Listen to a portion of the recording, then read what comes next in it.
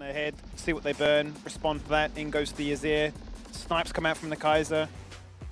It's perplexing, but either way, that's where we find ourselves. It just feels like Direwolves don't want to reveal too much that hasn't already been shown. Hold their cards close to them if they look forward to the next matchup. They have so many carries. They have 4 carries in their composition. There's no such thing as a pick composition here for Direwolves. You take out the Trist and you're like, we're good. Everyone's a carry. Which when it almost becomes like a Hydra, right? You can kill one, but there's still another one there ready to try and carry and steal the spotlight as Goodo is going to find himself Shaka, be forced to flash away, then decide to entertain the idea once more. So Shaka says, all right, have at it, I'll flash forward and claim a first blood. Just as easy as that.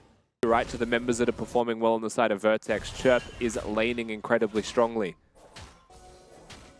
Tomasino seems to be permanently pushing in top lane as well. Bot skirmishing again though. Bot lane is certainly skirmishing, but this time it's actually going away at Vertex because Decoy's in trouble. He's been ignited, he's been exploded, and he's been taken on down. They'll win their 2v2. The jump. And they'll nearly look for a second as that forces Praedyth to flash away. Goodo's here. But Goodo is here. They just need to crash the wave and they'll have an easy time doing that. But he's going to go for the phase check into the arms of the Kindred. That's not what you want.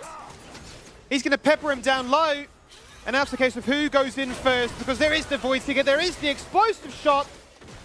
And there is Goodo finding revenge. It might be a Leandri's game. Got a Luden Spike.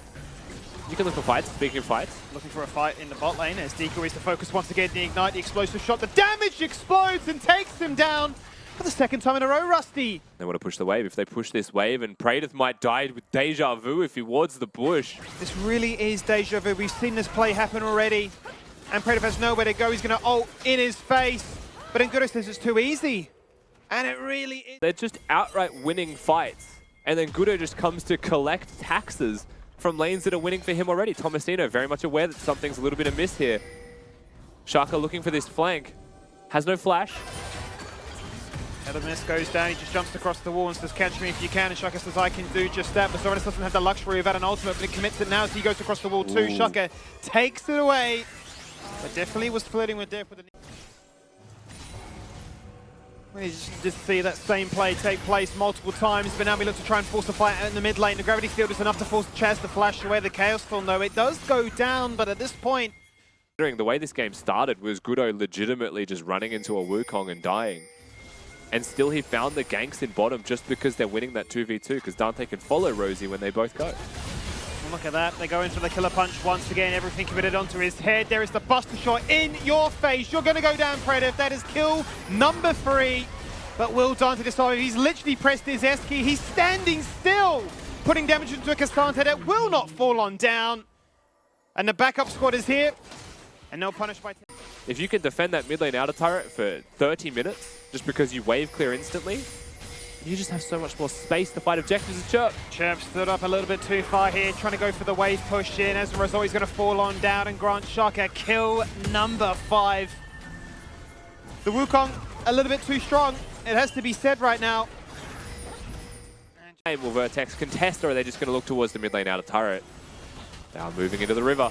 They certainly are. It's only Danteh here at the moment. I think it's a little bit too late for Goodo to try and make a play happen towards the Swans. That's going to be picked up by Shark. Danteh will be rocket jumping away. Tomasino looking to try and step up and pull Zorenous back, and he's done so successfully, flashing him back. Tomasino now wanting a little bit more as Danteh claims that kill. That's what they're after. They do take down Kastante. Chazz now, next one in their sights. He's already committed that TP back to mid lane, and he's already so desperately low. Shaka being... They're going to continue to push their attempts topside, whilst the rest of Vertex look towards mid here. Herald is going to be summoned. If that's not responded to, that is just going to find themselves an open inhibitor. The fight will continue, however. Decoy taken on down, Rosie committing to this one, and now we're just trading structures. Yeah, the Herald in top lane though, that's an issue. And Vertex, I think this is going to have a ton of HP shred, but he's got to be careful now because it might be death number 3. Zona's wrapping around on vision this entire time, but it doesn't mean you can get away for free. He's got a flash, he's been all outed, and he's been shoved against the wall. Meanwhile, the rest of his team is trying to take a fight topside, and look at Danteh explode into action. He's taken one. There it is for another. And instant pings go to Baron. Yeah, 20 minutes on the clock. You saw the Kiss battle between the Wolfpacks. I tell you what though, Vertex calm, how quickly they can shred down a Baron. Look at the amount of damage they have to take that one, even down with only 4 members here. The pincer is on, Chirp's respawned, he's TP'd in, he's looking to claim revenge and take down Chazz in the process. The gravity field goes on through, it doesn't connect, but it does not matter You can summon your sandcastle, it just doesn't mean much. At 9.5, it really is Shaka in a dream. Not very common you see a jungler be the most fed member, but that is where we find ourselves right now. Beautiful ultimate there from Zorenous. Instantly takes apart Rosie, and the front line of Vertex is gone. And no Kindred ultimate going to save you from that one. But meanwhile, Tomasino pushing in. Dance around the dragon, you just know that Vertex group up and take down structures of their own. They've shown a tendency to not be afraid of doing that.